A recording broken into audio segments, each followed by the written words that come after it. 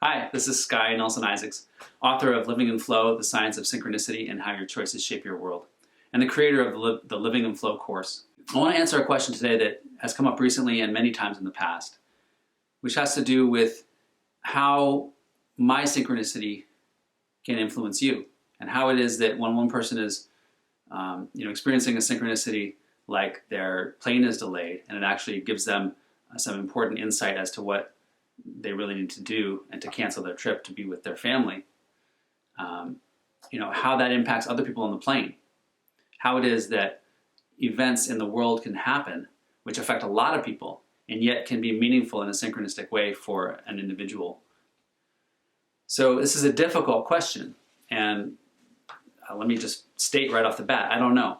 There is a big mystery. I think that one of the powerful effects of flow, and one of the reasons why I'm so strongly in support of understanding it, is that when we live in flow, when we find ways to align with circumstance, we find that circumstances align with us.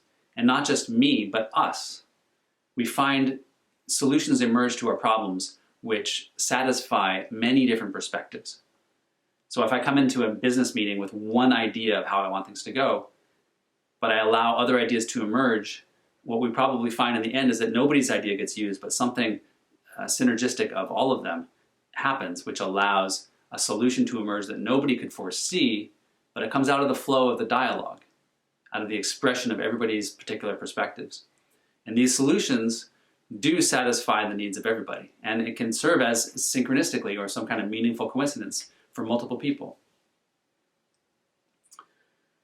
So I don't know how that works, but I do know that the model of relationality, where we have to take a perspective, right? So you walk into that business meeting and you can't describe the meeting as a whole, or you walk onto that airplane, you can't describe the airplane as a whole as to how, why it would be meaningful for this one person I talked to for her plane to be delayed. It was meaningful to her because her husband had gotten ill and needed someone to take care of the kids while she was traveling out of town. And she realized she was torn about taking this trip in the first place, and now she felt pretty clear that she should not take the trip when the plane was grounded. But what about the other people in that plane? They were influenced negatively by her synchronicity, right? So I think the way in which all of our worlds get intermeshed or woven together is very mysterious. One of the things that I think about in this situation is, for one, that we can all learn from every circumstance. Nothing is wasted. In this world we live in, if we look at it not from the purpose of trying to make money or be successful, but we look at it from the purpose of trying to grow and learn and evolve as human beings, then the possibility emerges that everything can serve. Everything can serve as growth. And so for someone who is on the plane and not particularly negatively influenced by the delay of the plane, like it doesn't matter to them that much logistically, but they're really upset about it, it does serve as a reflection of, hey, this doesn't really impact you, and yet you're really upset because there's some inner experience you're having that your plane should be on time, or it's a waste of your time, or whatever it might be. So it's a chance to reflect. And that person can use the Lorax process: listen, open, reflect, release, and act. And repeat, or don't give up. For another person, it might be really impactful. Maybe this other person's going to be late for the birth of a baby. They're rushing across the country or across the world to witness a birth. That's really important. So if that were me, and this is the key, I think, is to put myself in that person's shoes and what would I do? Because we can't look at the world objectively from everybody's perspective at once. We have to choose a perspective. That's the relational idea. And when we choose a perspective, I get into the body of that person and I say, oh, I'm trying to get across the world to witness this birth, and I need to get there. So what I'm going to do is when I get shuttled off the plane, because the plane is canceled, I'm going to immediately engage in conversation with the people in the airport to try and find another flight. And then if they don't have another flight, I'm going to go to another airline. And I'm going to trust that I can work out the finances, that the airline will reimburse me even if I don't have the evidence. And this is where synchronicity and flow come together. And I start advocating for myself, and I find another flight. Or maybe I don't find another flight.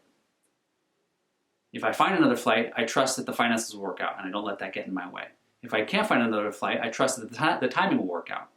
So I spend the night at the airport, and the next day I get on a flight that's early, and I get there and I find that my ride is waiting. We get to the airport right on time, and the baby has been slow in coming, and it's late, and it arrives just as I get there.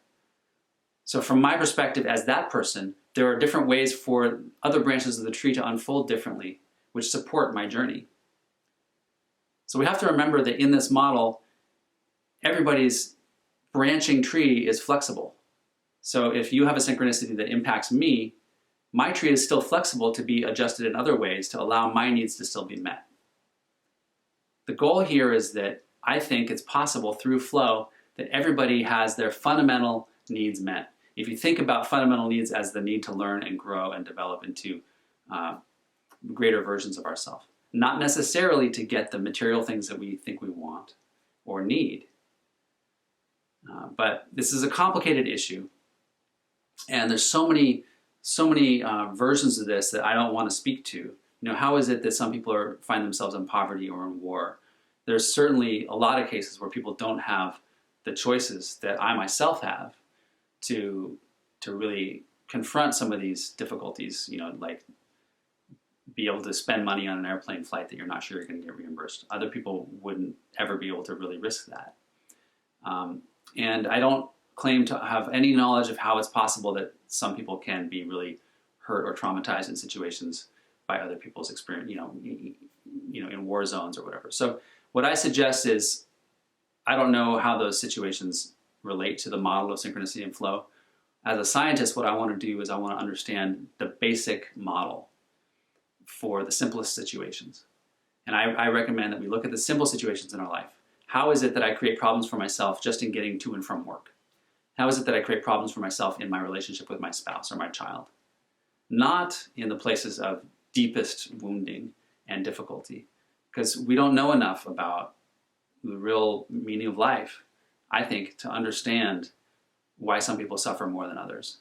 And that's definitely a truth of the world. So I hope I've done this topic some service. It's a very difficult one, and I have compassion for the amount of pain or suffering that many people go through at different times in their lives. And I don't want to minimize that. I hope I haven't. I hope that I've been able to stick with the idea that in flow, there is some higher level of connection in which our lives get woven together.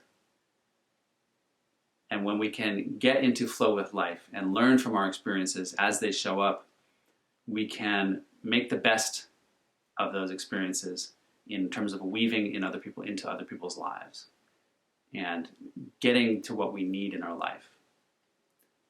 Thanks for tuning in. I'll see you next time.